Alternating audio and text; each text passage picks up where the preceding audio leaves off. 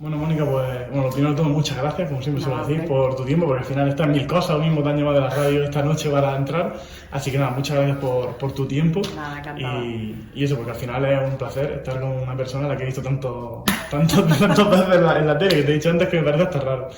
Voy a empezar con una pregunta extraña. ¿Es Mónica Marchante estoica o tiene alguna filosofía estoica en la vida, en el trabajo?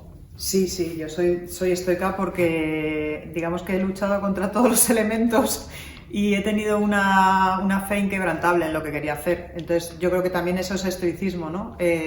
Mantenerse en la línea, en el camino en el que uno cree o quiere, a pesar de que todos los inputs que te vengan desde fuera es no lo vas a conseguir, esto es muy difícil, eres una mujer en un mundo de hombres, que era lo primero que me llegó a mí. O sea que sí, yo creo que puedo definirme como estoica. Y, o sea, estos son inputs, digamos, negativos que te venían, pero cuando te venían los positivos, ¿tú piensas que el elogio debilita? O... Sí. O sea, a ver, que debilita, digamos que hay que estar siempre como los perros, con las orejas arriba. No te puedes dormir en los laureles en esta profesión. Conozco muchos casos de gente que lo ha hecho y que no le ha ido bien, desde luego. Porque esto es que no te puedes relajar, no te puedes relajar. Es verdad que es una carrera de subes y bajas, que hay momentos en los que estás arriba, otros que estás abajo, días en los que te hacen sentir que no vales para nada, también hay que luchar contra eso. Pero no te puedes relajar, es cierto. O sea, si tú te crees el elogio y crees que estás en un lugar donde hoy puedes estar y mañana no, cometes un grave error. Está un poco ahí en el equilibrio. Claro, porque estas dos características de filosofía estoica, que yo la verdad que no estaba muy atento, pero con Luis Enrique cuando hizo Twitch lo decía mucho. Y el elogio debilita se lo hemos escuchado también muchas veces a Luis Enrique. Una persona que también aparte tiene el ciclismo en común contigo y os lleváis relativamente bien. La clave para llevarse bien con gente con un carácter fuerte como Luis Enrique, Luis Aragonés y demás, es ser directo y sincero con ellos. Para mí, yo es que soy así, o sea, no es que me haya planteado, venga, voy a ver si encuentro la manera de ser de una manera que le caiga bien a esta gente. No, yo tengo una forma de ser que quizás hay gente que le guste más y otra que le guste menos, evidentemente. Tampoco pretendo agradar a todo el mundo ni caer bien a todo el mundo, es más, nunca lo he pretendido ni va con mi personalidad. Pero seguramente gente como Luis Enrique o como en su momento era Luis Aragonés, pues quizás prefieren más a gente que les vaya de frente o que no busque, que no vaya a hacerles la pelota. Yo lo de hacerle la pelota se me da fatal. No lo practico realmente. Y aparte esta gente, yo creo que Luis Enrique y Luis Aragonés tienen un perfil de personas que a lo mejor de primera es muy cortante, te impone mucho, pero si rasca un poquillo más, ves una muy buena persona, Sí, una persona que sí. tiene que es mucho más de él, esa fachada que responde mal a los periodistas o que es un poco arisco. Sí, a ver, no tiene nada que ver Luis Enrique y Luis Aragonés, o sea, que tendrán cosas comunes, pero no que no parezca que son lo mismo, porque no, cada uno tenía su personalidad, pero sí es verdad que tienen rasgos comunes, ¿no? Los dos eran muy de blindarse y muy desconfiados, digamos, y de primeras, yo creo que luego Luis Aragonés era más fácil llegar a Luis Aragonés que a Luis Enrique. Creo que Luis Enrique sí que mantiene siempre ese cierre, ¿no? Digamos. Cuesta mucho entrar, incluso cuando tienes buena relación con él, no es una persona con la que tengas trato, porque además yo creo que es elección suya y es muy respetable, ¿no? Yo, por momentos profesionales que he coincidido con él, especialmente en el rodaje del documental de Juan Carlos Unzúe, pues sí que he tenido más relación y más trato, pero tampoco me he cenado con él nunca, o bueno, una vez igual, con más gente, o tampoco me he sentado a tomar una cerveza ni un café. Yo tampoco soy muy de tener ese tipo de relación con la gente del fútbol, porque creo que luego te ata demasiado. Sí, yo a Luis Enrique le he defendido y le sigo defendiendo públicamente porque tuve la suerte de ver cómo trabajaba él y su equipo. Entonces, cuando tienes esa suerte, que hoy en día es dificilísimo, porque hoy en día los periodistas es que vemos a los jugadores de lejos en el autobús, pues yo tuve esa suerte y me pareció que era gente que trabajaba, que sabían lo que hacían, que trabajaban muy bien y que estaban muy implicados y que todo lo que hacían tenía sentido, ¿no? Que se podían equivocar o no, pero había ahí un sentido y un criterio. Entonces, por eso defendí mucho a Luis Enrique en la selección. Y antes de empezar a repasar un poco así tu carrera, tu inicio, el 11 de julio es una fecha que está marcada en tu vida. Sí. Porque tú empiezas a engancharte en el Mundial del 82, con la final de Italia contra Alemania, y luego tú dices en alguna entrevista que has cerrado como un círculo en ese 11 de julio de 2010 con España. Sí, a ver, yo empiezo a engancharme al fútbol con 13 años cuando el Mundial de España, porque yo vivía, y de hecho sigo viviendo al lado del Santiago Bernabéu, en la calle Concha Espina. Y yo, por circunstancias, yo estudiaba en el liceo italiano, soy nacida en Roma y aunque soy española y me siento súper española, Italia es mi segundo país, toda mi familia ha vivido allí y yo viví unos meses porque nos volvimos a España cuando yo tenía 1 año. Pero tengo mucha afinidad y mucho sentimiento hacia Italia, ¿no? Entonces en aquel mundial empecé a verlo, yo estudiaba en el liceo italiano, como te decía, ese colegio terminaba antes que el resto de colegios, entonces el 31 de mayo yo había terminado el cole. Y entonces pues no tenía nada que hacer, mis amigos, amigas del barrio estaban todos con exámenes de junio y tal, y yo pues me enganché a ver la tele, pero no porque en mi familia nadie lo viera, o sea, a mi familia no les gustaba el fútbol. Empecé a ver el fútbol con España, tenía unos vecinos de enfrente que eran súper futboleros, súper del Madrid, socios, toda la familia y tal, y entonces me pasaba a su casa a ver los partidos, me empezó como a entrar en vena esto de ver los partidos de fútbol, me vi todo el mundial, cayó España muy pronto. Seguí con Italia, seguí animando a Italia, encima la historia de aquella Italia es una historia muy romántica, ¿no? Porque había tenido muchos problemas, empezó muy mal, vamos, y luego acaba ganando el Mundial en esa final que se disputaba a 800 metros de mi casa. Entonces, bueno, yo tuve el impulso, lo he contado millones de veces, de bajar a ver el ambiente con una amiga que estudiaba en el colegio alemán, que estaba enfrente de mi casa. Entonces era como, la final de Italia-Alemania, pues ella con Alemania, yo con Italia. A ella, su madre no le dejó, porque nos ofreció 2 entradas por 2.000 pesetas, un reventa brasileño. Aquella selección de Brasil era la gran favorita, como cayó eliminada, pues hubo muchos brasileños que tenían entrada y la vendían por la calle ese mismo día. Entonces, sorprendentemente, bueno, me ofrecieron 2.000 pesetas. Yo tenía que subir la cuesta de Concha Espina, subí corriendo, le pedí al brasileño aquel que por favor que esperase, que yo iba a ir por el dinero, tal, subí a mi casa, con 13 años rompí la hucha, comprobé que había 2.000 pesetas y ya solo me quedaba convencer a alguien, a un mayor, para poder entrar, porque o sea, la condición de mi madre fue que me fuese con algún mayor, ¿no? Y entonces, bueno, casualmente una vecina de enfrente, que era mayor de edad, aceptó, eran 2 entradas lo que nos ofrecían, nos bajamos corriendo, yo pensando, este hombre seguro que se ha ido, porque igual, no sé, pasarían 20 minutos, y no, estaba ahí esperando, nos vendió las 2 entradas por 2.000 pesetas y aquello ya fue pues hasta hoy, ¿no? Y luego sí, la curiosidad, que realmente es tremendo, ¿no? Que otro 11 de julio, en este caso en 2010, mi primer país, que es España, iba a jugar la final del Mundial, y eso es muy difícil que ocurra, solo ha ocurrido una vez. Que tú seas periodista y cubras un mundial también es muy difícil, pero ya que sea tu televisión la que tiene los derechos junto con Telecinco y que tú estés allí enviada especial, porque al final el equipo, no estábamos toda la redacción de Canal Plus, era un equipo, los que fuimos allí, y tener la suerte de estar haciendo la retransmisión en directo, no sé, se alinearon todos los planetas, y ya encima que ganáramos ese mundial, que yo he visto levantar 2 copas del mundo a mis 2 países, ¿no? Entonces es increíble. Claro, te iba a preguntar, ¿tú el 11 de julio haces algo diferente? ¿Ya estás el 11 de julio? Pues es un día que me viene la nostalgia, me embarga ahora ya, claro, porque sí, me acuerdo siempre de esos 2 partidos, ¿no? Y de cómo han marcado mi vida, la verdad. Bueno, has trabajado en multitud de sitios, Mónica, Radio España, Radio Intercontinental, Fox Italia, Canal Plus, 4, Movistar Plus, un montón de sitios, también la radio, COPE, el partidazo de Radio Marca con la pizarra, el periódico y el artículo 14. Un poco más ya me quedo sin aire. Y de clases además profesora, y ha sido redactora también de reportajes como La España de Cliente o Pedro Delgado, 30 años de amarillo. Y ha participado también en la jornada nacional de periodismo deportivo que fue este año, bueno, el año pasado, en Sevilla. Sí. Pero sobre todo eres famosa o la gente te conoce por esas entrevistas de palco, que son tan, pues bueno, como la de Zubizarreta y la Guardiola, que son, bueno, Guardiola no fue en el palco, perdón, Guardiola fue aquella de Brescia. Sí. Y bueno, digamos que, ¿cuál es la clave para sacarle el titular digamos la declaración, como pasó con Zubizarreta, con Valdano? ¿Cuál es la clave, aparte de prepararse, evidentemente, la repregunta, que es el arte tuyo, y digamos, ¿cuál es la clave de esto? A ver, a mí, dentro de todas las posibilidades que tienes de ejerciendo el periodismo, cosas que te gustaría hacer, pues yo, por ejemplo, tengo compañeras que que dicen, no, yo es que siempre he querido narrar partidos. Pues yo no, yo nunca he tenido vocación de narrar, yo siempre he tenido vocación de entrevistadora, es lo que más me ha gustado siempre. Y de hecho, yo me recuerdo viendo programas de entrevistas de la época de televisión española, pues desde Pedro Ruiz, Julia Otero, Iñaki Gabilondo, o sea, he disfrutado mucho de los programas de entrevistas en profundidad, me los he visto todos. O sea, tú ya de pequeña decías, Sí. uy, yo le hubiese preguntado esto, yo le hubiese dicho esto. O sea, para mí la fuente del aprendizaje es ver cómo lo hacen gente muy buena, como todos los que te acabo de nombrar. Entonces yo por ejemplo, me acuerdo que Julio Otero tenía un programa de entrevista que se llamaba La Luna o algo así, algo de la Luna, no me acuerdo bien. Y yo veía y decía, esta tía qué buena es, porque saber entrevistar bien no es solo saber preguntar bien, es saber escuchar bien. Y esto yo lo digo en el máster de periodismo que doy y me doy cuenta que es muy difícil que la gente lo acepte, lo asimile.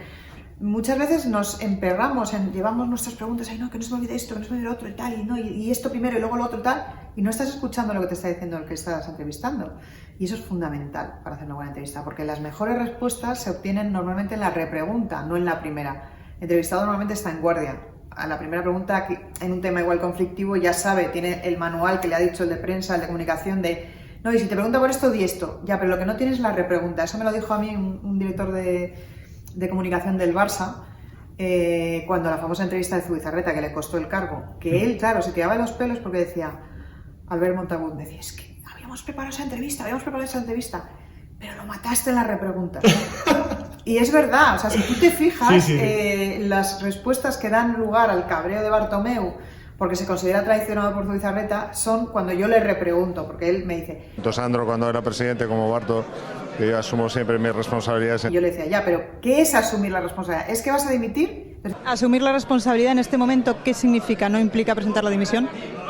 Asumir la responsabilidad, ¿qué significa? Significa exactamente igual que en el primer momento en que sucedieron los hechos, explicar cómo sucedieron, dónde estaban las situaciones, quiénes eran cómo se tomaron las decisiones de esa situación, pero eso, vuelvo a decir, tampoco tenía que explicar porque el vicepresidente deportivo que tenía entonces era... El presidente actual.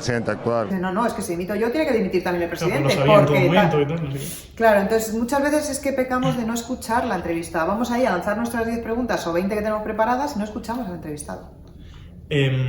O sea, tú has dicho que tienes muy claro que desde siempre querías ser entrevistadora, lo he dicho antes, pero disfrutas también en otros roles de la misma forma, como redactora en los documentales. Vamos a ver, a mí me llama mucho la atención la entrevista, pero yo, por ejemplo, he sido redactora el día después, que no entrevistaba a nadie, que iba a los campos a grabar imágenes para lo que lo Grove o a montar luego vídeos, lo que nosotros llamamos un vídeo, que pues era una pequeña historia contada en 3-4 minutos, que hoy en día se sigue haciendo, son vídeos más cortos porque con el tiempo la gente aguanta menos que la duración de los vídeos, pero yo he sido, o sea, a mí de esta profesión lo que me fascina es contar las historias. En el caso de la radio es contarlas, en el caso de la tele es enseñarlas y ayudar a enseñarlas con nuestra locución o con nuestra voz. Yo he sido muy feliz haciendo documentales. O sea, el que hicimos de Juan Carlos Unzúe, de Vivir vale la pena, es uno de los grandes trabajos de los que yo me siento súper orgullosa. No sale mi cara. Es que mucha gente confunde, piensa que trabajar en la tele es ir a una tertulia en la tele. Ir a una tertulia en la tele no es trabajar en la tele, es ir a una tertulia en la tele. Hacer tele es otra cosa. Y yo he tenido la suerte de aprender a hacer tele en Canal Plus, ¿no? que es yo creo que el mejor sitio en aquel momento para aprender a hacer tele, por una manera de ver las cosas que ocurren en el deporte y transmitirlas. Y porque en mi opinión también tratan el producto muy bien. Claro, sí, eso, sí, pero eso es la escuela de Michael Robinson. Claro. Esa es la escuela de Michael Robinson y la gran suerte que tuvimos una generación de periodistas de empezar a dar nuestros primeros pasos en la tele de su mano, ¿no? Desde cero, o sea, tú empezaste realmente en Canal Plus desde casi cero. Ahora que tú lo ves así... Yo empecé de becaria. Sí, claro. Lo que pasa es que antes llevaba 9 años en la radio también de becaria. Sí, eso te iba a preguntar, eso te digo luego, porque estuviste 9 años sin cobrar ni un duro. No, o sin cobrar ni un duro, en condiciones... No, porque creo que no voy a resistir. En condiciones laborales regulares. Sin un contrato legal. Sí, entonces, ¿cómo? Porque 9 años, se dice así, 9 años, joder, 9 años sin... O sea, teniendo un objetivo y sin haber nada factible o días de futuro, es complicado seguir. O sea, entiendo que tienes que estar muy concienciado con tu objetivo, pero ¿cómo? Porque siempre, tus amigos, familia seguramente te dirían, oye, ya 5 años, 6 años, 7 años, 8 años. Claro, lógicamente. ¿Cómo yo se lo diría ahora mismo a un hijo mío. Si le pasaba eso a un hijo mío, yo estaría desesperada. Claro. Pero en eso, ahí entra el estoicismo, ¿no? Yo siempre pensé que en algún momento me iba a cambiar el guión, ¿no? Y luego también en esos 9 años, que estuve el primer año sin cobrar un duro, el segundo nada, 2 pesetas, vamos, no me pagaban ni los taxis, me tenía que ir a Las Rozas a cubrir el Atlético de Madrid, al Ciudad a cubrir el Madrid, a donde me tocara, al Rayo, sí, la historia sí. Pero ¿sabes qué pasa? Que en todos esos años yo iba haciendo cosas, yo me iba sintiendo periodista, mientras seguía estudiando mi carrera. Entonces, lo fundamental que es que en esos años yo descubrí, bueno, ante mí misma me descubrí que valía para eso, porque en esos años pues hice cosas buenas, la gente me empezaba a conocer, o sea, yo trabajaba en una radio de Madrid y mis preguntas se escuchaban en la SER, en la COPE, o sea, yo misma ponía el resto de programas deportivos y sacaban una respuesta del futbolista de turno a mi pregunta. Entonces decía, vaya, la respuesta que hoy sacan todos los medios ha sido pregunta mía. Joder, pues debe ser que sé preguntar, ¿no? Eso era un poco lo que me iba alimentando. Si yo hubiera visto que no valía y que no sacaba nada y que era un desastre, pues evidentemente hubiera cerrado el chiringuito y hubiera dedicado a otra cosa, ¿no? Pero a mí o por ejemplo que me mandaban de inalámbrico a hacer los partidos de fútbol, el inalámbrico a pie de césped o incluso en el palco. Yo recuerdo haber hecho palco en el Santiago Bernabéu estando en Radio España, que entonces entraban todas las radios a hacer palco, no como ahora, claro. Que solo entra la televisión del club y la que dé los partidos. Y en ese momento, ¿en quién te apoyabas más, sobre todo? Porque entiendo que, o sea, en una entrevista del Mundo dices que tus padres, claro, es lo que he dicho antes, que, digamos, estaban un poco en contra porque tenías que enfrentar, o sea, digamos que socialmente, pues, bueno, a ver, no era algo... aquí lo importante son, o sea, muchas veces los entornos te condicionan, porque claro, todas mis amigas o mis amigos pues habían hecho una carrera seria. Pues, por ejemplo, mi mejor amiga estudiaba medicina. Entonces, claro, yo, mientras ella estaba en segundo de carrera, yo estaba en segundo de carrera y ya empezaba a trabajar, pero no ganaba nada. Ella, pues igual estuvo 6 años más que yo estudiando a saco, porque para ser médico tienes que estudiar mucho. Yo no estudiaba porque el periodismo, no nos vamos a engañar. El primer año fui a clase, el segundo ya tenía que trabajar en la radio por la mañana, por la tarde, tal, pues iba a examinarme y me iba sacando como podía, no sé, 3 asignaturas al año, o sea, iba presentándome ahí de vez en cuando, ¿no? Y entonces era una manera de vivir completamente diferente a la que es la amiga que estudia Derecho, que se hacía sus 5 años de carrera, más luego no sé qué. Sí, eso es. O sea, yo era como la rara porque yo estaba trabajando pero no ganaba un duro, o ganaba muy poquito, ¿no? Entonces, bueno, pero es que yo tenía tan claro que yo no quería hacer otra cosa. O sea, yo siempre, como fui tan vocacional, yo no quería renunciar. O sea, no hubo un momento que yo dijera, joder, es que me rindo. No, o sea, ni siquiera cuando después de 9 años penando por emisoras pequeñitas, porque además luego había otra cosa, que supongo que luego me preguntarás, ser mujer en ese mundo. O sea, vamos, en ese mundo, en esa época. Efectivamente. Entonces, bueno, pues sí que hubo momentos de decir, joder, no puedo más. Igual resulta que te contrataba una radio, hacías 2 años en esa radio, luego ya no te contrataban porque te tenían que hacer fijo, bueno, pues entonces vuelvo a empezar en otro sitio, tal.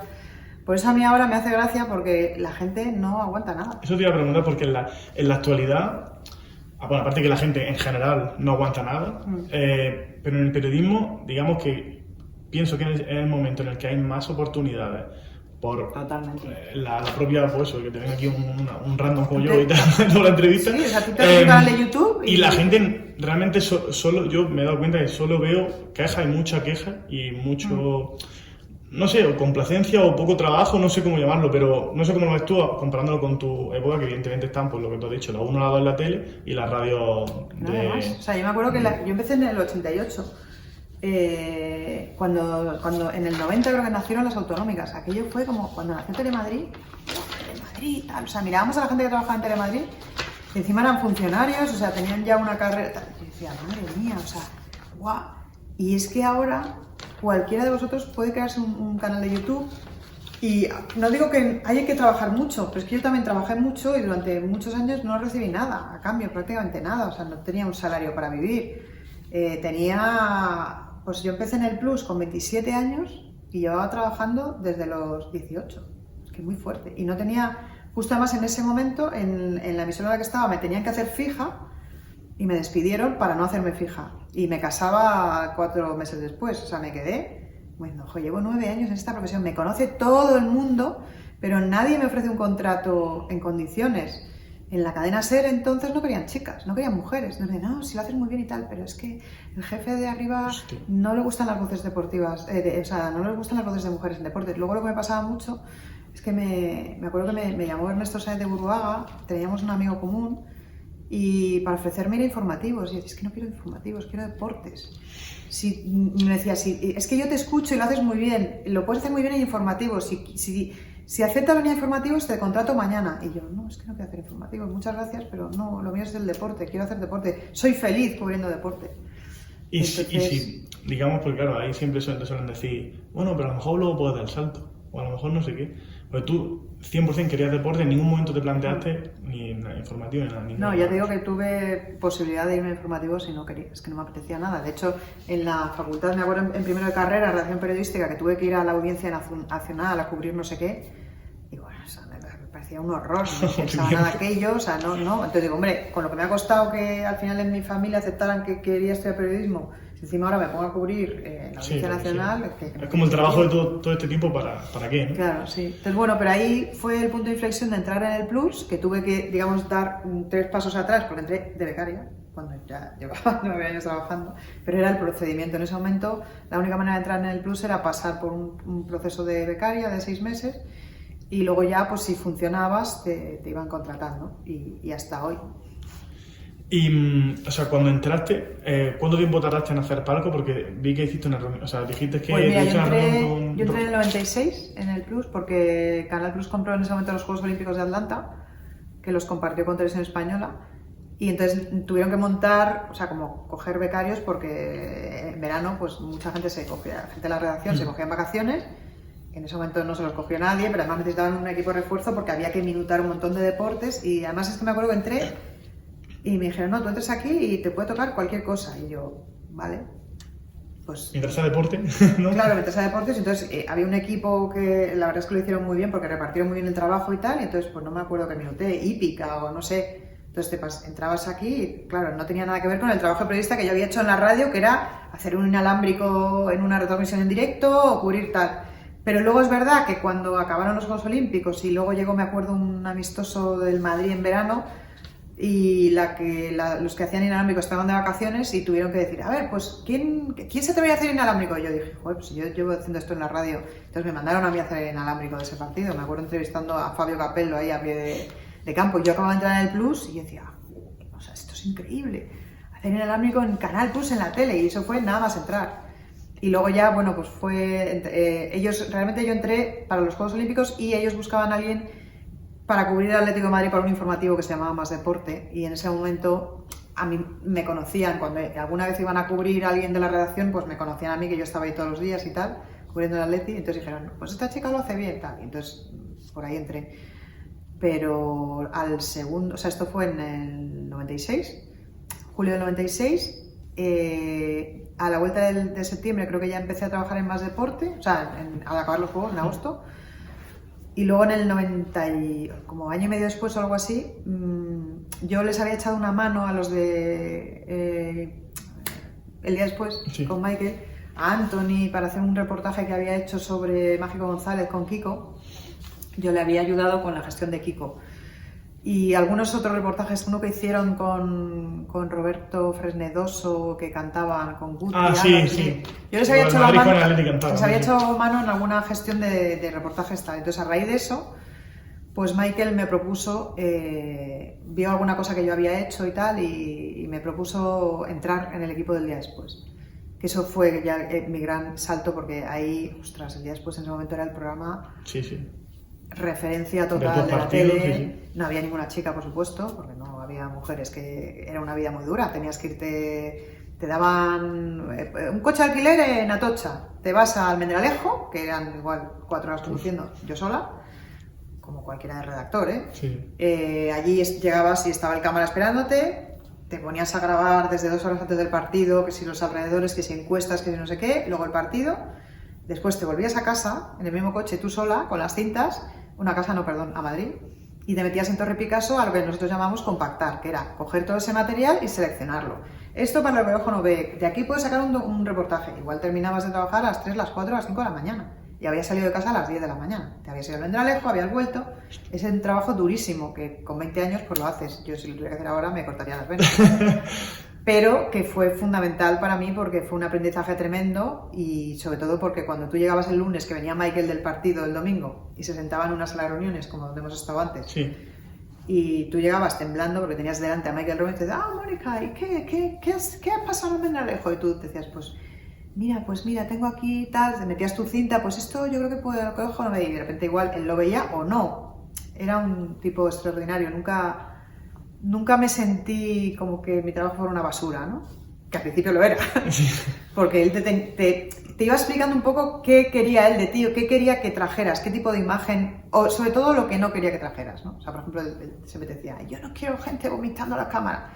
Esto que se ve ahora en todas las televisiones de que no aporta nada, es que ningún aficionado haciendo oe aporta absolutamente nada, pero todas las teles se contagian de eso. Por ejemplo, con Michael eso era impensable. Michael quería historias de la grada muchas veces, pero historias que fueran verdaderas, que no fuera un acting, no quería nadie actuando ante la cámara, era gente que ni sabía que la estaba grabando.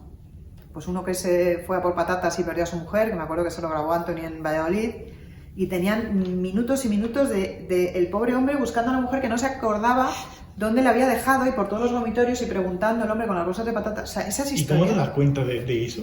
De esa historia. Ay, amigo, es que los reporteros del día después no valía cualquiera para ser reportero del día después. Mil ojos.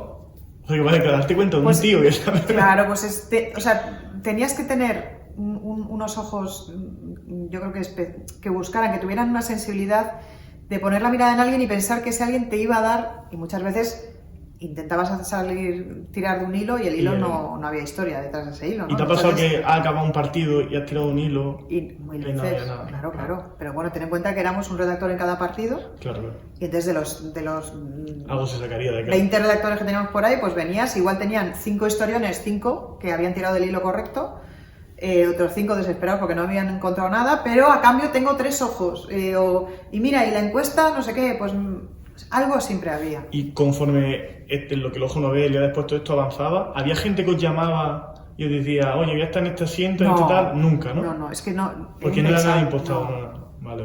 No, porque no. Digo, a lo es que mejor todo una pareja, la típica pareja tal, y te llama a uno de los dos porque... No, lo que sí había grave. es gente que igual ya se convertía en personaje a raíz de salir el día después. Que eso había mucho. Sí. Que si el de Santander, que si el de Vigo, que si no sé qué. Entonces ya ibas a... Igual un día tenías una historia clara porque sabías que, yo qué sé, incluso una historia de fútbol, que no todo era grada, ¿eh? Un jugador que estaba cabreado y estaba en el banquillo tal, y te pasabas todo el partido, yo qué sé, yo me acuerdo de grabar gente dormida en banquillos, jugadores que se quedaban fritos, ¿sabes? Durante el partido. ¿Cómo se llama? El Madrid nos pasó alguna vez, sí. Yo creo que nos pasó alguna vez con Iker, incluso, con Iker Casillas, no me acuerdo bien, pero sí, alguna grabé yo. Y bueno, y luego, no sé, es que grabé tantas cosas. Bueno, grabé una mitiquísima del Depor, de Fernando, un jugador del Depor, que bueno, era un tío que tenía una calidad extraordinaria, pero por lo que sea Irureta no le entraba por el ojo. Y entonces fue en Málaga, me acuerdo, en Málaga Depor. Él estaban, o sea, cuando llegaban los equipos al campo, estaban ahí en el banquillo como mirando el césped, tal igual, y el tío empieza a rajar de Irureta a saco. Y nosotros teníamos la cámara en el suelo grabando. Y ellos nos dieron cuenta. Entonces teníamos toda la rajada de cómo él hablaba del entrenador sin estar el entrenador presente. Entonces, cuando nos dimos cuenta, eso estaba grabado desde la absoluta legalidad. O sea, estábamos acreditados, ellos sabían que había cámaras que podían estar grabando, solo que no se dio cuenta. Entonces, después de todo eso, yo fui a entrevistarle. Entonces, le hice todas las preguntas de toda la rajada que había pegado. Pues, por ejemplo, en la rajada de, es que encima me hace venir hasta aquí, que yo para esto me quedo en casa con mi mujer, no sé qué, para que me deje fuera, porque le había dejado fuera la convocatoria. Y entonces yo le fui a preguntar después, oye, tal, Fernanda, bueno, ahí está fuera la convocatoria y tal, bueno, ¿y cómo lo llevas? No, muy bien, yo soy futbolista, tengo contrato, nadie te va a asegurar que puedes jugar. O sea, todo lo contrario de lo que acababa de decir en la rajada. Claro, eso para Michael podía ser un problema, porque nosotros teníamos muy buena relación con Lendoiro en aquel momento, que el fútbol estaba dividido, unos clubes tenían contrato con Canal Plus, otros no. Y lo maravilloso del caso es que ahora que vivimos los tiempos de la censura, pues en aquel entonces el hecho de tener que Canal Plus tuviera al Depor como uno de sus equipos con mejor relación y tal, no nos impidió sacar eso, porque era una historia de fútbol, era una historia verdadera. Entonces pusimos la versión oficial, la versión real. Entonces, las respuestas de Fernando a mis Ostras, preguntas y la realidad. Claro, aquello fue, bueno, o sea, lo que sí hizo Michael, me acuerdo, es avisar a Lendoiro de que, oye, vamos a sacar esto, que lo sepas, que no te pilles desprevenido. Se montó un guirigay en La Coruña, bueno, el jugador, no me acuerdo yo creo que acabó saliendo ese verano, pero no podía quejarse de nada, porque sí que al final... de hecho tenía al lado a Molina y a Diego Tristán, y yo creo que ni Molina ni Diego Tristán se fiaban de esa camarita que estaba ahí en el suelo y no dijeron ni pío, o sea, el único que rajó fue él. Y antes has dicho la censura de la Liga. No, la censura en general, bueno, no solo de la Liga. Claro, pero bueno, evidentemente de la Liga, digamos que restringe mucho lo que se graba, lo que no se graba. De hecho, en el canal No, de... lo que se pregunta. Lo que se pregunta, mejor dicho, sí. En el canal de Fuera Caretas dijiste que ya no se... Eso mismo, ya no se quiere preguntar como antes. ¿Por qué? O sea, quiero ir un poco más allá, meterme un poco en la cabeza de Tebas, que es la figura que representa la Liga. ¿Por qué se quiere tener el control absoluto de todo lo que se pregunta? Porque... De la misma forma, él pide apertura a los clubes para grabar los vestuarios, para grabar en tal, pero no deja que el periodista pregunte lo que sea. Y luego, en zona mixta se puede preguntar lo que no se puede preguntar en lo que sirve. Es que como tú mismo lo estás planteando, no tiene ningún sentido. O sea, incoherente. Que los medios que pagan un pastizal no puedan preguntar según qué cosas, que sí pueden preguntar los que no pagan. O sea, es absurdo. Pero esa pregunta no es para mí. Esa pregunta es para Tebas o para la gente de la Liga. ¿Por qué piensas que puede ser? Bueno, pues porque él piensa que censurar un producto es hacerlo mejor. Yo pienso lo contrario. Yo pienso que un producto censurado nunca puede ser mejor, sino que es peor. Porque es un poco lo que hablábamos del día después. Si tú vas a un campo y fuerzas una situación con alguien de la grada, es que se nota claramente que es una situación forzada, impostada, que es un acting, lo que se llama un acting, ¿no? Que hay alguien actuando. Si en cambio tú grabas una situación desde lejos en un campo de fútbol de alguien, de algo que está pasando en la grada, se ve claramente que es algo real. Pues esto es lo mismo. Si la Liga tú censuras y no se puede preguntar nada y el periodista que está ahí de la Liga se le ve que el pobre que no puede preguntar por según qué cosas, es que se ve que el producto no es... O si hay una tangana y se llevan el plano, o si, como ha pasado este año, hay una cámara que está en el túnel de vestuarios y de repente un entrenador se pone a gritar y hace la cámara así y la bajan al suelo, pues es que... El que está en la tele dice, pues... El que está en la tele dice, ¿por qué no me enseña lo que está pasando? Claro, porque es noticia, al final. Claro, para mí eso es restar credibilidad al producto, pero yo y un miedo a la crítica tremendo. Que la crítica puede ser destructiva o constructiva, pero si es constructiva y es buena, la crítica te va a hacer mejorar el producto, tanto de que... A ver, es que aquí la clave es el espectáculo, esto es un espectáculo, entonces cuando tú cuanto mejor ofrezcas el espectáculo en toda su dimensión y el espectáculo sea más creíble, para mí es mejor para el espectáculo, vale más el espectáculo. Si tú el espectáculo lo censuras, le dices a la gente que se pongan todos en un lado para que el plano de la tele parezca que hay gente todo... cuando sabemos que no. Sobre todo en un mundo como el de hoy, que todo el mundo va con un móvil, o sea, ¿tú te acuerdas la directiva esta de que tenía que, no sé si esto sigue en vigor, pero que tenía que tener una apariencia el campo de lleno, aunque realmente... Por la zona de abajo, ¿no? Que se llenase la zona de abajo. Eso es, el plano máster de televisión, que se viese que estaba lleno de gente. Joder, el que está en el campo y ve que no está lleno el campo, que tiene un móvil, lo va a hacer así, y da igual, es que te lo van a desmentir, o sea, no puedes mentir en algo que hoy en día cada persona que... Es como la idea de vender que todo es perfecto, todo es maravilloso, que somos los mejores. Que la vida no es perfecta. Y es como, no sé, naturalízalo un poco más y quizás... Porque al final luego se ve, o sea, en una entrevista que te hicieron en Marca, que te pusieron a todos, a Zubizarreta, a Valdano, o sea, se ve que realmente, aunque tú les preguntes, porque ellos deben entender y entienden seguramente que es tu trabajo, es nuestro trabajo, al final, cuando pasa la vorágine, realmente hay buena relación, cordialidad, claro, si se ha ido de frente, si se ha ido con tranquilidad. No tengo mala relación con ninguno de los que supuestamente yo les metí en líos, ¿no? Desde Zubizarreta, que fue el que acabó en la calle por esa entrevista mía de San Sebastián, pasando por Valdano, con Emilio, con todo el mundo. Y es que yo creo que todos los que están en este mundo entienden que, ahora, si tú lo que les estás diciendo es, no os preocupéis, os vamos a proteger, tal, no vais a hacer entrevistas en el palco, no va a haber entrevistas en el palco, no tal, para mí eso es un error, porque estás empobreciendo el producto, pero yo ya te digo que es mi opinión únicamente y nada más. Y claro, cuando la Liga decide no poner los palcos, que no esté la gente en los palcos, ¿tú te planteas de alguna otra forma de decir, pues, o me cambio a pie de campo, o hago otro rol, o simplemente, como tú has dicho otras veces, que es, pues bueno, pues tiempo libre que no he tenido en los últimos, no sé Bueno, cuántos a años? ver, es pasar a librar, después de 25 años de trabajar todos los fines de semana durante 10 meses, pues es pasar a librar los fines de semana, que es maravilloso, porque me abre otras puertas. Por ejemplo, estoy en el tertulio, que seguramente si estuviera haciendo el partido el domingo, pues no podría. Y y bueno, y luego descansar y coincidir con gente que tiene una vida normal y que descansa sábados y domingos, o sea que no. En todo en la vida tiene cosas buenas y cosas malas. Además, tengo la sensación de que cuando he dejado de hacer la liga, no la he dejado de hacer en el mejor momento de la liga, quiero decir, yo tengo la sensación de haber vivido los mejores años de la liga, de haber preguntado libremente, que es como yo me siento a gusto, y de, sobre todo, algo de lo que estoy muy orgullosa. A mí la gente, yo no he presentado en la tele, yo no he presentado ni informativos, ni programas de Champions, ni nada. Es decir, si la gente me conoce y me da valor por salir 3 minutos en la tele, algo habré hecho bien. Pero no para mí, sino para el producto Liga, Exacto. que es lo que yo intentaba, crear un buen producto. Y te lo digo porque, mira, el último que me lo ha dicho esto ha sido Javier Aguirre, que me hizo mucha gracia porque estuve haciendo el Media Day de la final de Copa. Lo vi. Y entonces él me decía, Mónica Marchante, yo me quedaba después de cada partido para ver tus entrevistas, cómo les apretabas ahí a los directivos, buenísimo, buenísimo. Y claro, y me decía, ¿y por qué ya no estás? Digo, pregúntaselo. Pero cuando la gente del fútbol y la gente que ve el fútbol te dice eso, dices, joder, pues esto debe ser que a la gente le molaba, por lo que te cuenta la gente, ¿no? Que los que están ahora piensan que eso no es interesante, oye, pues yo a mi casa y a liberar los sábados y domingos tan feliz, ¿sabes? No puedes...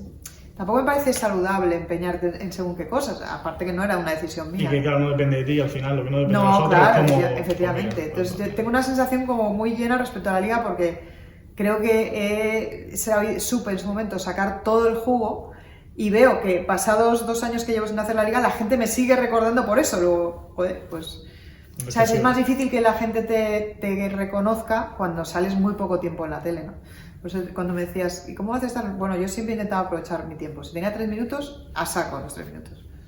Y quitando un poco la labor de entrevistadora en los palcos, cuando eres redactora de los documentales, o sea, la mayoría de veces te lo proponen o tú eres la que viene con este documental, con esta idea, con Bueno, ha este habido de todo. Ha habido de todo. O sea, por ejemplo, el de Alejandro Valverde lo propuse yo cuando fue campeón del mundo. Yo admiro muchísimo a Alejandro, es uno de los ciclistas que más me ha hecho disfrutar. Y luego cuando lo conoces personalmente es un tipo también que te engancha mucho por cómo es y por la humildad que tiene. Y porque la clase le ves corriendo, pero cuando le conoces como persona dices, joder, qué tío, ¿no? Entonces me hacía mucha ilusión hacerle un documental después de su mayor éxito, que fue el Mundial de Innsbruck. Y ese lo propuse yo. Y bueno, evidentemente sabiendo también que era un tema que tenía muchas posibilidades de que saliera adelante, ¿no?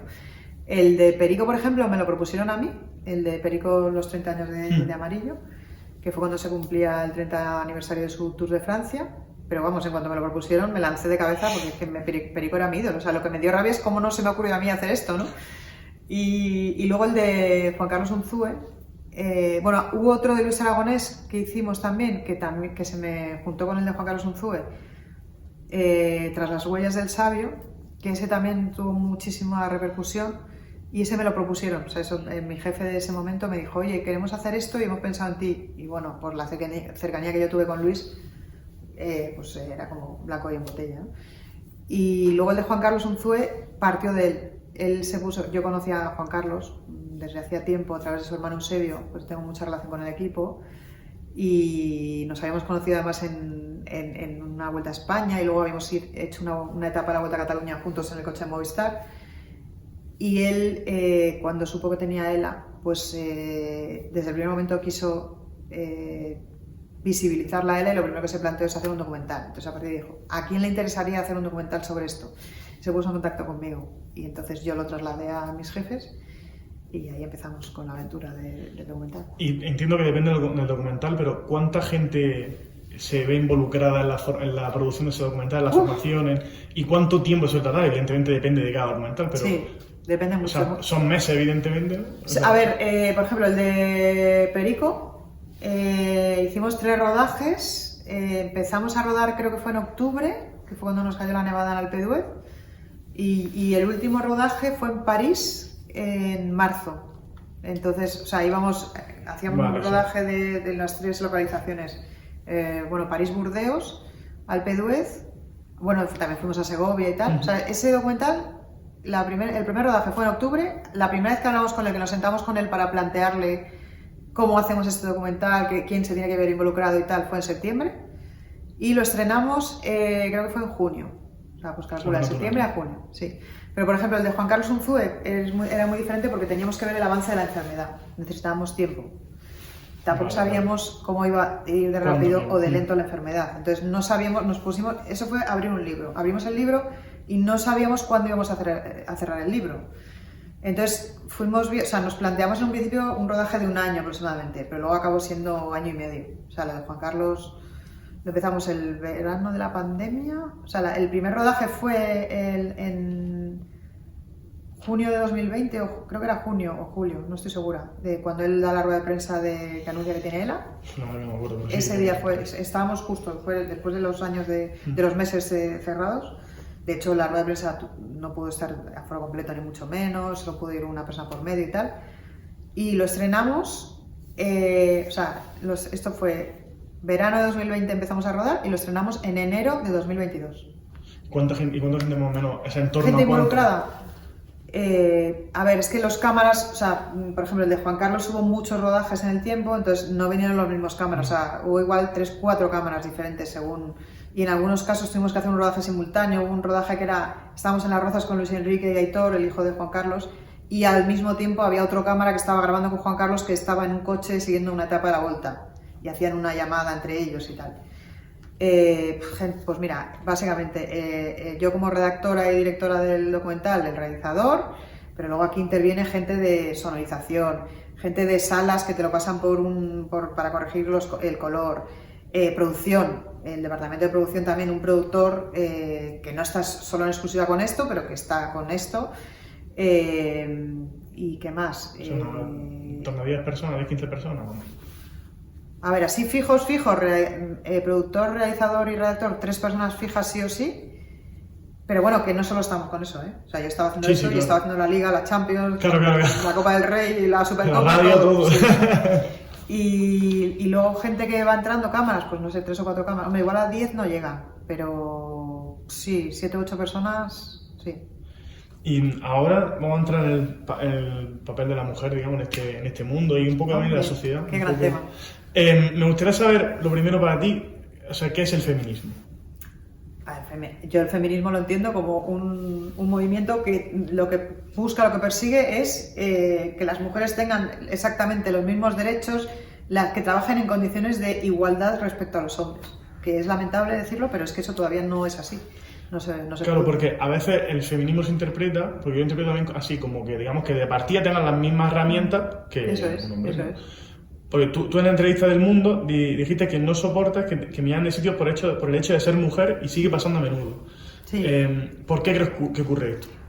Bueno, es una forma de discriminar. O sea, cuando a ti te llaman para una tertulia de periodistas mujeres, periodistas deportivas, mujeres, te están colocando en un cajón de mujeres. Es decir, no estás en una profesión, te categorizan como no. Y ahora, venga, vamos a hablar de fútbol. Bueno, ¿y ahora qué pasa en las mujeres? No, perdona, yo trabajo en una tertulia en la COPE, donde yo soy mujer y hay 5 hombres, y ya está. Yo estoy por periodista, no por mujer. O sea, no concibo que haya un espacio que de repente llamen a cardiólogas mujeres, o a abogadas mujeres, o a astronautas mujeres. No sé, es que no tiene sentido. Es un poco ridículo porque realmente nos estamos parando muchas veces a pensar, a mirar, digamos, el sexo, la condición y tal, y no las habilidades de esa persona o las capacidades de esa persona, porque me refiero, en el ejemplo que te has puesto del cardiólogo o cardióloga, quiero que ver el que mejor sea o la que mejor sí, sea. o el que me toque o el que me asigne, claro, australiano, o sea, es que me da igual. pero prefiero que tú no organizarías, no concibes que organizan de repente un congreso de cardiólogas, ¿verdad que no? Organizarán un congreso de cardiólogos o sea, cardiólogos, sí. De profesionales de la cardiología, pero es que a mí lo que me llama la atención, ni tampoco en periodismo no deportivo, yo no veo que de repente haya una tertulia en alguna tele o en algún medio de periodistas de política, mujeres, o sea, como si fuera otra categoría de segunda división, o sea, es que es un tema que me irrita y se lo he tenido que explicar a algún compañero que me ha llamado para esto y encima se ha enfadado. Es que te lo estás tomando por donde no es. Digo, no, pues explícame tú por dónde es. Enfocado de otra forma. Explícamelo, ¿no? Claro, o sea, porque periodistas deportivas mujeres, ¿pero por qué? O sea, mi género a mí no me iguala ni me hace estar en un saco como si fuera un saco diferente. Yo estoy en la profesión. Y soy mujer, como tú eres hombre, y otros compañeros míos son hombres, y ya está, punto. Entonces, es una pelea que parece mentira, que estando en el siglo en el que vivimos todavía haya que explicar esto y lo que es peor, que hay gente que no lo entiende. Y que es de sentido común, me refiero. A veces dicen que el sentido común es el menos común de los sentidos, ¿no? Pero es que, o sea, al final tienes que reducir un poco a la capacidad de esa persona, sea lo que sea como sea de... Sí, sí. O sea, No, pero muy mira, sencillo, realmente es sencillo, pero no sé por qué... No voy a desvelar con quién tuve esta discusión. Yo le agradecí mucho que me llamara, pero dije, mira, no participo en tertulias donde se me llame por mi género, ¿sí? Entonces me dice, bueno, pues hay compañeros tuyos, fundamentalmente que sí. Digo, perfecto, si yo respeto a todo el mundo, pero a mí no me vas a obligar a ir a una tertulia donde me metes por mi género. Te lo agradezco mucho o no, pero es que no voy a ir. Entonces, como que, bueno, pues menos mal que, pues otras mujeres, pues fenomenal. Oye, si cada una, yo no... Es libre de ser. Claro, o sea, yo veo el Instagram de compañeras periodistas y yo no comparto lo que hagan en ese sentido. Están en su derecho y son libres de hacerlo. Yo no lo hago. Yo vendo otras cosas, cada uno que venda lo que quiera. Pero no me obligues ni me digas que tengo que estar ahí porque otras mujeres están, pues me parece fenomenal. No, cada uno lo que sea. Claro. En relación con esto quería aclarar un tema que salió en el Mundial de Rusia 2018, ¿no? Digamos que, no sé si me estoy equivocando en algo, me dice, se me corrige Sí. y tal. Hubo una reportera de Mediaset que fue para allá y que se dedicaba en la zona donde estaba la afición de España para hacerlo entrevistas después del partido a la afición y tal. ¿Que a ti te parece que el culpable está fuera del equipo? Hablabas de Rubiales. Bueno, yo realmente, ¿cómo te llamas, guapa? María, pero lo de guapa no hace falta. María, periodista, cuéntame. Luego esta chica, bueno, María Gómez. Sí, María Gómez, exacto. En una plaza se le acercó uno a darle un beso, una cosa lamentable. Y se sacó también unas declaraciones de ella diciendo como que... Lo que ha dicho Matías de dormir con el enemigo, vamos a ser trending topic. Yo quiero dormir con el enemigo. O sea, los pibones están en la sección de barrocos. O sea, buenas tardes. Alucinante, chao. Te lo prometo. O sea, subía en el ascensor y decía, pero madre mía, o sea, pero ¿cómo son todos tan guapos? Todos, y majísimos, por cierto. Eso sí, para perder mañana, no pasa nada. Pero claro, alguien tendrá que consolarles, alguien tendrá que invitarles a un zumo. Ella luego puso un comunicado, pidió disculpas por lo que dijo en la tele, pero que evidentemente también dijo que el aficionado ese le pidió disculpas después de las cámaras. Se lió todo un poco y luego salió, no sé si fue un texto tuyo que se colgó en tu Facebook, no lo sé si tú lo hiciste o lo dijiste, en el que generalizaba un poco y decías que quizá habría que llevar a gente más preparada y no tanto por la carátula. Entonces, no sé, quería un poco que me explicara si fuiste tú la que escribió eso.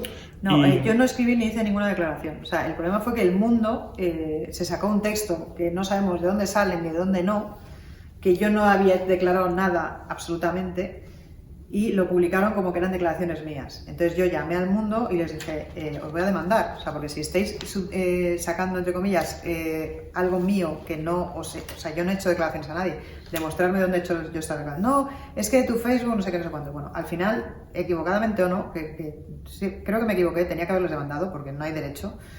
Me pusieron en mi boca cosas que yo no había dicho y yo ya bastante tengo con cosas que digo como para que encima me pongan en mi boca cosas que no he dicho.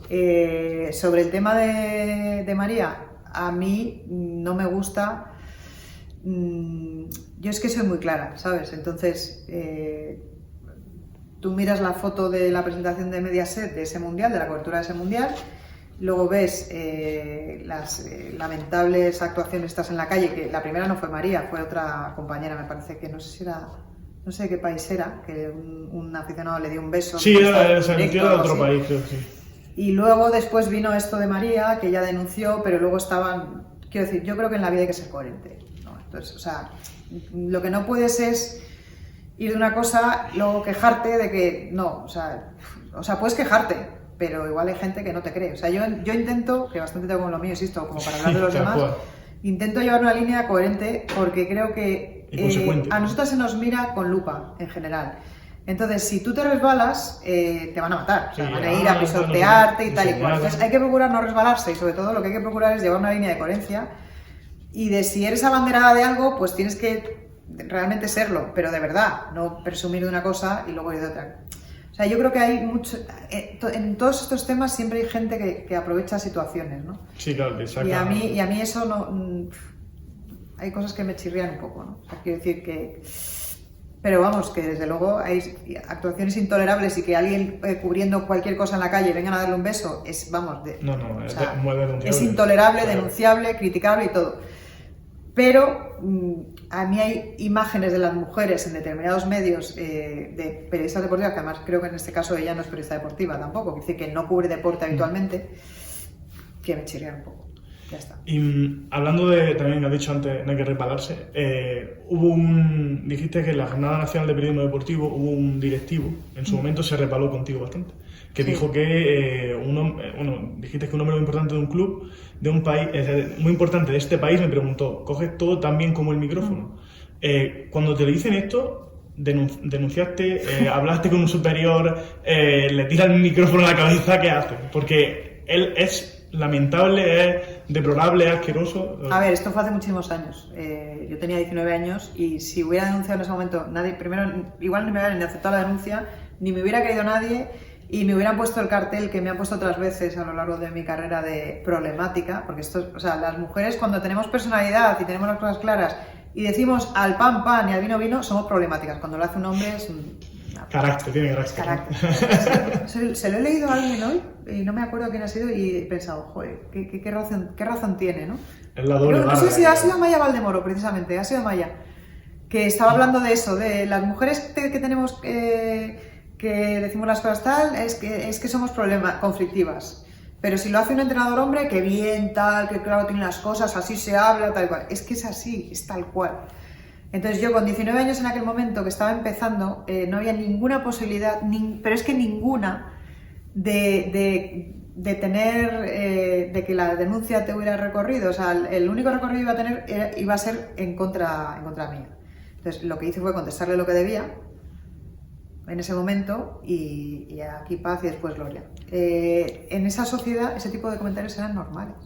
Es que ahora nos chirría, pero yo estoy hablando de los finales de los años 80. Eran normales y encima te lo habías buscado tú porque ¿qué hace una mujer en un mundo de hombres? Que era un poco lo que me decían en mi casa, ¿no? El temor de mis padres era que me pasara eso. Yo por eso no se lo conté a mis padres, porque si se lo llevo a contar, pues no se arma. ¿A este personaje te lo has vuelto a encontrar pasado el tiempo? No. Sí, bueno, a ver, pues algún palco o lo que sea. Sí, me lo encontré porque durante un tiempo seguía ahí, pero ya se murió hace tiempo y creo que no ni merece decir el nombre ni nada, no viene a cuento. Te quería preguntar también dos cosas de Rubiales, de todo lo que ha pasado recientemente, y aprovechando la entrevista que dio Petri Álvarez ayer en Movistar, presidenta de la Liga F.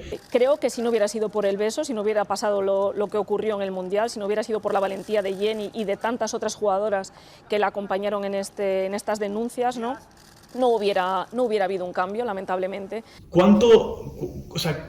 Qué lamentable es que un tío que ha hecho escucha a políticos, que se ha ido por ahí de viajes supuestamente con el dinero de la federación y demás, que ha hecho tantas barbaridades, que se le permita todo esto y que ese rebalón que tuvo ahí, que fue una falta de respeto tremenda.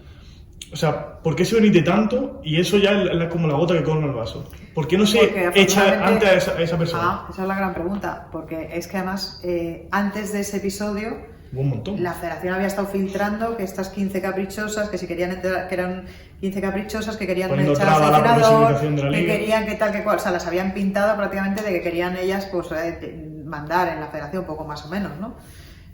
Por eso fue poesía que ese resbalón, como tú dices, generara lo que luego generó. Afortunadamente esta sociedad no es la misma que la de los años 80, porque en los años 80, cuando a mí me dijeron eso, ese señor, no hubiera pasado nada con el chico. Afortunadamente la gente ya pues se escandaliza con ciertas cosas y ese episodio lamentable sirvió para desenmascarar a Rubiales, que muchos ya le conocían. Yo personalmente tengo que decir que con él tuve una relación cordial, o sea, yo, vamos, jamás me dijo nada en ningún caso, o sea, tuve una buena relación con él. Y, o sea, lo uno no quita lo otro, pero también sabía quién era Rubiales y cómo trataba a mucha gente que trabajaba ahí dentro, porque esas cosas se saben y se cuentan, y creo que todo el mundo lo sabía. Pero sin embargo, pues la gente compró la versión de las 15 caprichosas, muchos compañeros míos. A mí me costó muchísimo en la radio, muchísimas noches defendiendo que a mí no me encajaba que hubiera 15 futbolistas que fueran a renunciar a un mundial simplemente porque eran unas caprichosas. Es que cuando a renunciar, a jugarse un mundial, a jugarse su presencia en un mundial, cuando hay un conflicto con un jugador, nadie lo mata directamente, o sea, todo el mundo le da por lo menos el beneficio de la duda, ¿no? A ellos las mataron directamente y esa era información, lógicamente, que filtraba la federación para conveniencia de Rubiales, ¿no? Para mí eso fue gravísimo, de eso no se ha hablado prácticamente nada. Al final ha calado, desgraciadamente, yo sigo oyendo a gente que dice, esa es una farsante, la Jenny y tal, cual. Bueno, vale, muy bien, lo que pasa es que afortunadamente esto no lo ha juzgado la gente en la calle, lo ha juzgado que lo tenía que juzgar, ¿no? Y ahí sigue, por cierto. ¿Y qué te pareció la entrevista de Ana Pastor a él? Que fue un pum, pum, pum, pum, un no para. O sea, con Rubiales. Digamos que, o sea, en el... cómo hacer una entrevista, ¿no? Tú que eres profesora, primero las preguntas más normales, tal, no sé qué, eso fue un... A mí me gusta escuchar al entrevistado, aunque sea Rubiales, quiero decir, si tú vas a entrevistar a alguien, yo, aunque sea el reo tal o la persona, hay que escucharle. Si tú le estás cortando continuamente, me queda una sensación un poco de que quiero escuchar por lo que yo te contaba antes, ¿no? Para poder repreguntar también, si le estás cortando continuamente. Pero bueno, yo creo que él estaba también muy a la defensiva porque sabía también la periodista que tenía enfrente y había algunas cosas en las que, bueno, la venta de que él hizo fue absolutamente surrealista, ¿no? Además es que, claro, encima en el escenario allí en Santo Domingo es como, a ver, que no, es que he venido aquí, yo tengo derecho, sí, claro que tienes derecho a buscarte la vida, por supuesto, pero claro, luego poco después salen las cifras del alquiler no que tenía está ni para echar pagando. gasolina y tenía un turismo ahí. En fin, el colmo del despropósito, la verdad. Y bueno, cambiando de tema a otra... Bueno, y luego el victimismo de Rubiales que empezó el día del maletero, ¿no? El día de la rueda de prensa de me van a meter cocaína en el maletero y tal. Bueno, pues él se ha subido a ese carro del victimismo que yo creo que ya no le lleva. Ya la estrategia no le funciona. Cambiando a la otra de tus aficiones, que es el ciclismo. Es una pasión ciclista que te viene de familia, creo, si no me equivoco. ¿El sueño en tu profesión que te falta es cubrir un Tour de Francia? Porque tú has estado en el coche del médico, en el coche de tal, o sea, siguiendo sí. el en la tour. vuelta he estado... No. En el tour cuando he estado en el coche de Movistar. Vale. Pero, o sea, he ido yo, me he pagado el viaje de vacaciones tal, y luego se han dado las condiciones para que tenían un hueco en el coche. Pues una vez fui en el coche del avituallamiento, otra vez fui en el primer coche, o sea, he ido gracias a ellos varias veces. Pero sí... ¿Es el sueño que te falta por cumplir? Sí, bueno, también me gustaría cubrir unos Juegos Olímpicos. Cubrir unos Juegos Olímpicos también. El Tour y los Juegos. Lo que pasa es que como en el Tour ya he estado y he visto cómo funcionan, cómo trabajan los periodistas y tal, yo tengo la sensación de que, la certeza, porque los he visto, que yo en las etapas que he estado en el Tour de Francia he visto mucho más que los propios periodistas que cubren el Tour, porque los periodistas no van en carrera y yo he ido en carrera, o sea, he visto el sufrimiento, las sales en el trasero del corredor, los tirones, el sacarte el pie del pedal para tener que estirar cuando vas escapado y estás a 8 de meta y no puedes más. Eso lo he visto de cerca y eso es maravilloso. Eso no lo ven, los periodistas lo ven por la tele, tal y como se cubre el ciclismo hoy en día. ¿Y de los Juegos Olímpicos alguna disciplina en concreto o la jornada inaugural o...? Joder, los Juegos Olímpicos, yo creo que el atletismo, por ejemplo, me parecería... y eso que no entiendo demasiado de atletismo, que no soy una experta, pero no sé, yo creo que cualquier disciplina, no sé, el tenis, no sé, cualquier disciplina, atletismo, ciclismo, la prueba de los Juegos Olímpicos, la prueba en línea también me encantaría, no sé, todo, fútbol, por supuesto. Lo que me calle se me daría igual. Tiro con arco. Skate, que le han puesto, skate, creo. En una entrevista con Periodista Digital en 2014, referente al periodismo, dijiste que los medios han hecho más daño al propio ciclismo que el doping. ¿Una década después sigues pensando lo mismo? ¿O el alejamiento de los medios, mejor dicho? Sí, o sea, no ha cambiado nada realmente en 10 años. A ver, no es que es que el alejamiento de los medios se produjo al tiempo, o sea, cuando con lo del doping y García le hizo muchísimo bien al ciclismo por la manera que tenía de cubrir la Vuelta Ciclista a España, sobre todo. El ciclismo hizo así en España y, o sea, el ciclismo era, no digo el deporte nacional, pero yo creo que era seguramente el segundo, probablemente. O sea, había un seguimiento del ciclismo brutal.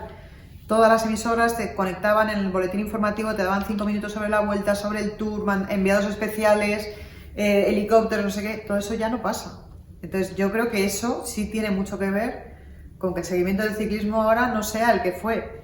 ¿Que el doping le hizo mucho daño? Sin duda. Pero yo creo que ahora mismo si hubiera el mismo nivel de seguimiento, el doping, no digo yo que esté completamente desterrado, porque creo que desgraciadamente no lo está, pero yo creo que ya no vivimos en los niveles que hemos vivido años atrás, ¿no? Entonces, a mí me falta volver a recuperar, y creo que estamos lejos de eso, el seguimiento y la cobertura, no el seguimiento, sino la cobertura. Ahora tenemos grandes ciclistas en España, chavales muy jóvenes que el otro día Carlito Rodríguez ganó una etapa en la Dauphiné. Vamos a llevar a gente al Tour. Juan Ayuso va a correr su primer Tour, que es muy ilusionante, es un chaval muy joven que lo está haciendo muy muy bien. Y tenemos a gente, bueno, en el equipo Movistar, Oyer Lazcano, por ejemplo, es un pedazo de ciclista, o sea, tenemos gente muy buena, más de Enric Mas y todos los que están, ¿no?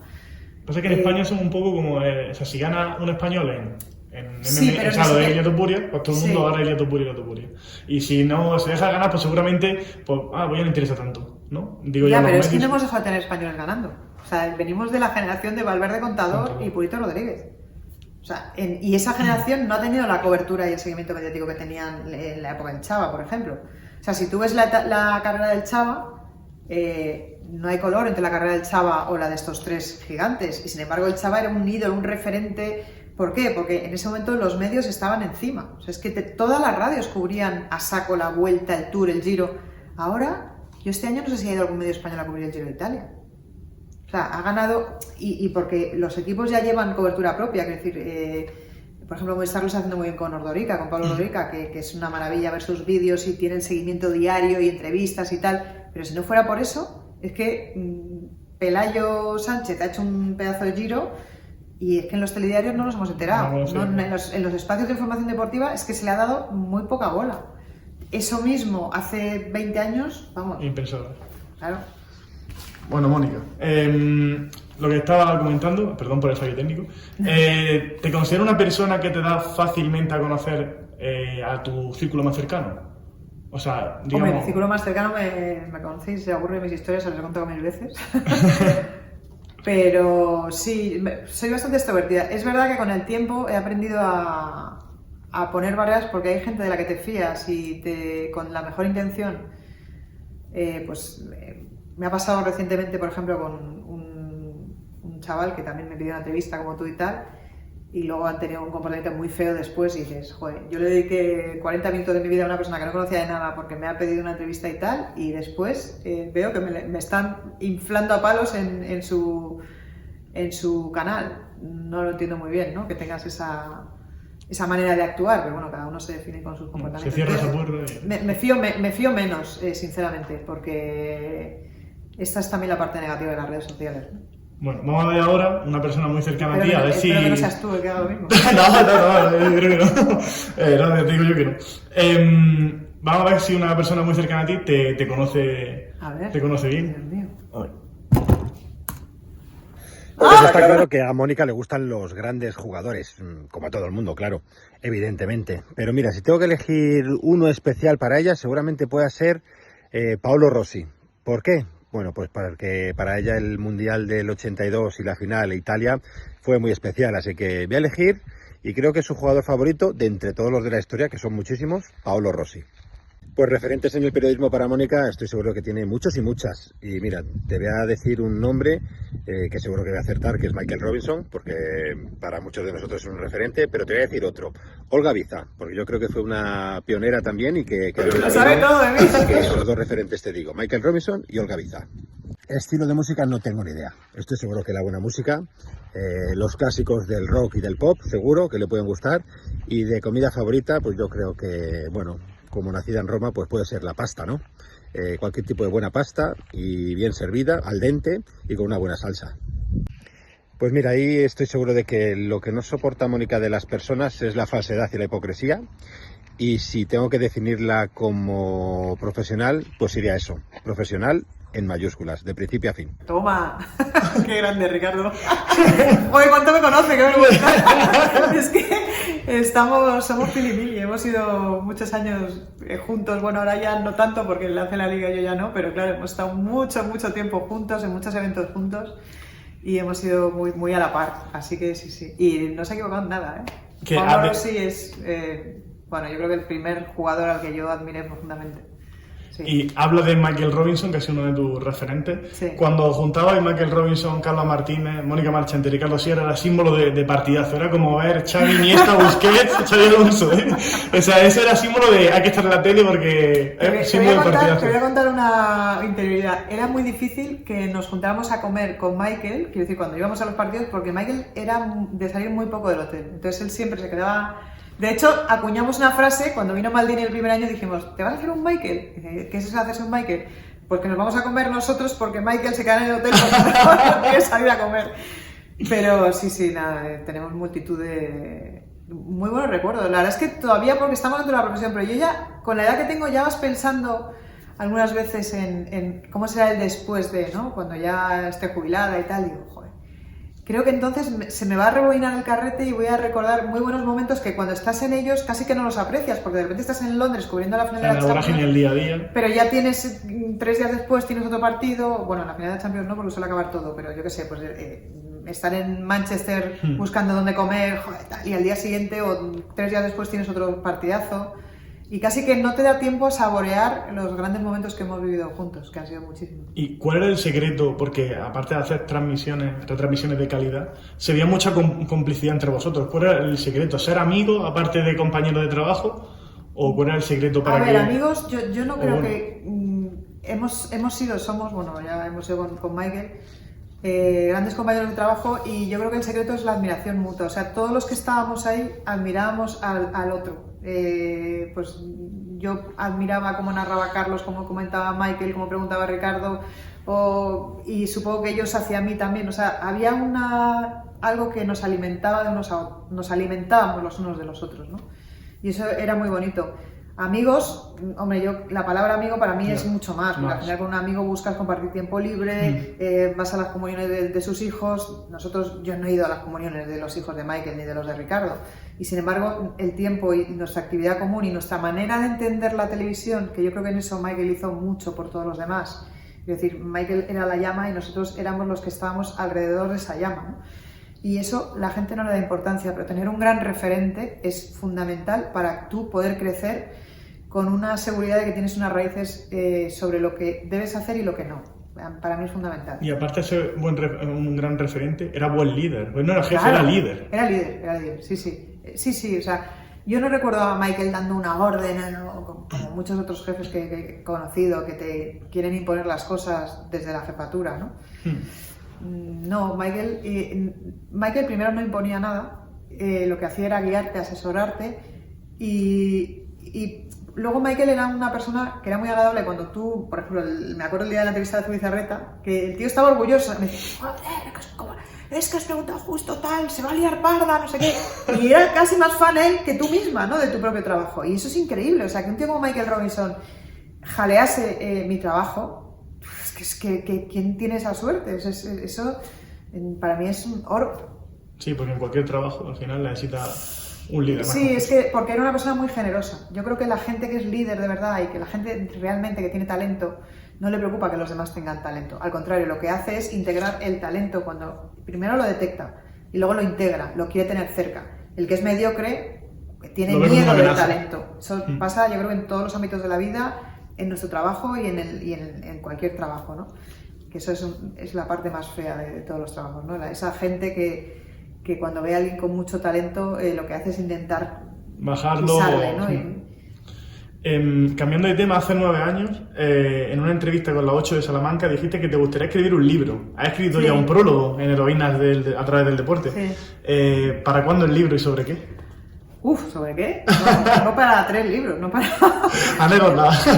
Ten en cuenta que yo he vivido muchas cosas, he visto muchas cosas, y yo siempre digo, yo valgo más por lo que callo que por lo que cuento, ¿no? Y he estado además en muchos lugares donde se han cocido muchas cosas, porque en los palcos de fútbol no nos vamos a engañar, se cuecen muchas cosas, ves muchas relaciones, ves gente al lado de otra gente y entiendes muchas cosas, ¿no? Que de repente se publican en los periódicos y uy, ¿esto por dónde vendrá? Pues hay veces que la explicación la has visto con tus propios ojos, ¿no? Entonces podría contar muchísimas cosas, solamente con mi experiencia en los palcos podría contar muchísimas cosas, y luego evidentemente al ser mujer en un mundo como este, también podría contar muchísimas cosas que me han pasado, no a alguien, sino a mí personalmente, que he vivido y que sigo viviendo. Sí. Y que serían seguramente escandalosas para mucha gente que diría, ¿pero en serio? ¿Esto sigue pasando? Sí, sigue pasando. ¿Cuál ha sido el entrevistado que más te ha costado, no solo informarte, sino quizás más sacarle lo que tú querías sacarle? ¿Cuál es una persona que se llama eso? Como un muro de hormigón. O de los que más, vaya, que se te ocurra. Escuché que el más difícil dijiste que fue Josu Urrutia, por el tema de Llorente cuando se fue. Es que con Josu Urrutia hubo mal feeling desde el principio. Era un hombre muy mal encarado que te hacía la vida difícil. O sea, venía como en contra, ¿no? No entendía tu papel, ¿no? El papel del periodista que... Sí, no sé, pero bueno, era algo que me ha contado todo el mundo. O sea, creo que no me pasaba solo a mí.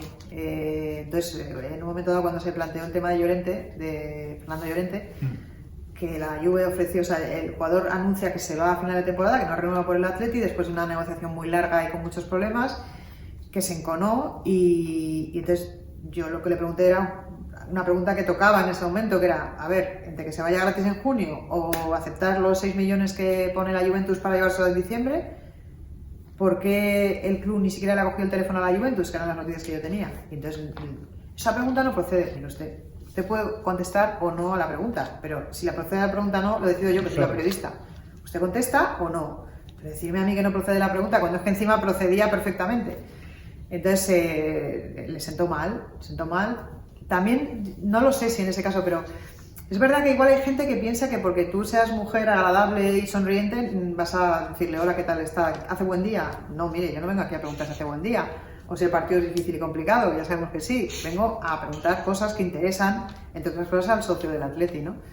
Y sí, fue desagradable porque luego además estuvo un tiempo que no salía él, ponía otro, luego volvió, luego me lo he vuelto a encontrar y me ha dado un abrazo como si nunca hubiera pasado nada. No sé, una persona que no entiende. Difícil, sí, difícil de tratar, sinceramente. ¿Y cuál ha sido el entrevistado más gracioso? Ay, más gracioso. Joder, es que no sé. Quizá Aguirre recientemente. Bueno, sí. Digo, yo no sé, es que recientemente va... Sí, Javier Aguirre, sin duda ninguna. Es un crack, o sea, me reí muchísimo haciendo ese test. Que sepa poca gente de Javier Aguirre. Que me injerté pelo. Ahora ya ¿En serio? Sí, ¿Dónde? me quité aquí. No, digo, ¿dónde? ¿En qué? ¿Dónde? Aquí, mira, aquí en la cabeza. No, en la rodilla, no te digo. No, digo si fuiste a Estambul o... No, en Madrid. En Madrid. ¿Qué le dirías? Te quitan de aquí, te ponen aquí. ¿Qué le dirías al Javier Aguirre de hace 20 años? Qué buena. Que no grite tanto, que se vista mejor, que respete más a los árbitros. Un topicazo del fútbol que te gustaría desterrar. No voy a hablar de los árbitros, pero... Ese me gustaría desterrar. No voy a hablar de los árbitros, pero... Y se sueltan. Toma, paloma. Buenísimo. Tuvo un montón de visualizaciones, aún me siguen entrando visualizaciones en Instagram. Sí, un crack, sí, sin duda. ¿Y con el que más complicidad has sentido? Pues mira, sentí mucha complicidad en un momento muy difícil con Jorge Valdano, y era difícil porque yo era como el dentista que le iba a sacar las muelas, ¿no? Y él sabía, y yo también, que había un tal Mourinho abajo viendo esa entrevista, que en cuanto él no dijera lo que Mourinho quería que dijera, le iba a atizar o iba a pedir su cabeza, como de hecho acabó pasando, que pidió su cabeza y le echaron del Madrid.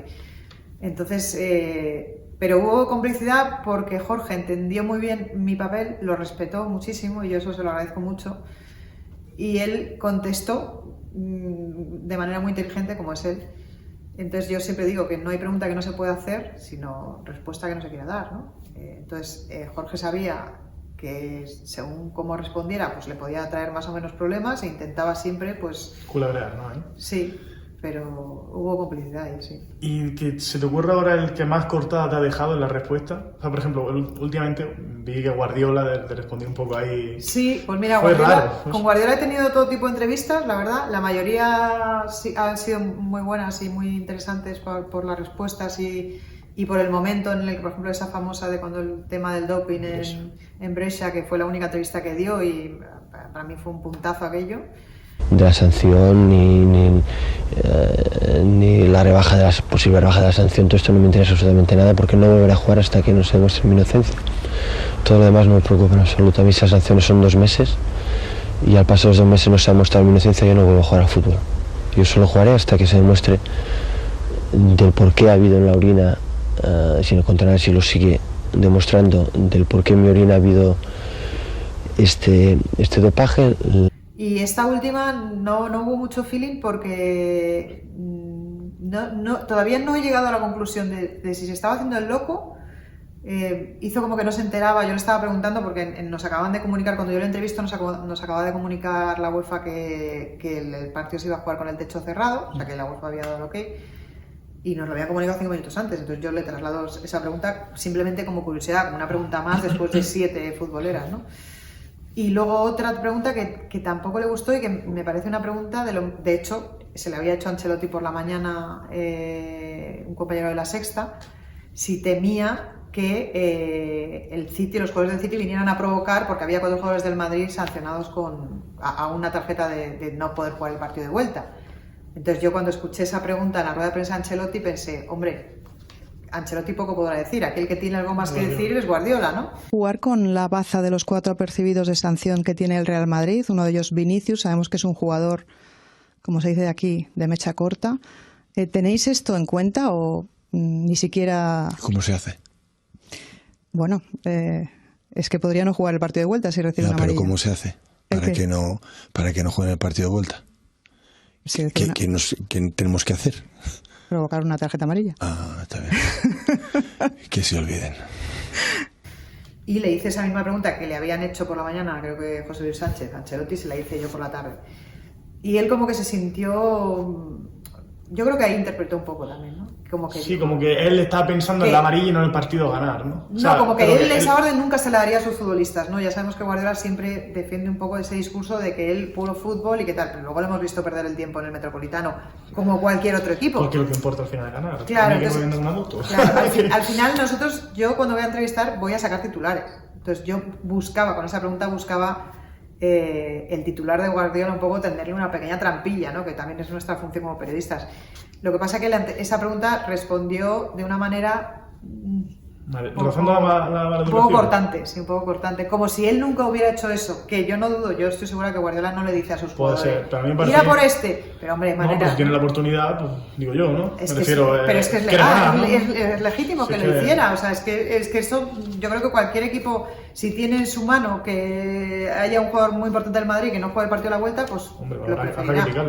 Pero bueno, yo creo que en esto también hay un poquito de hipocresía, de que nadie reconoce estas cosas, pero todos las hacen.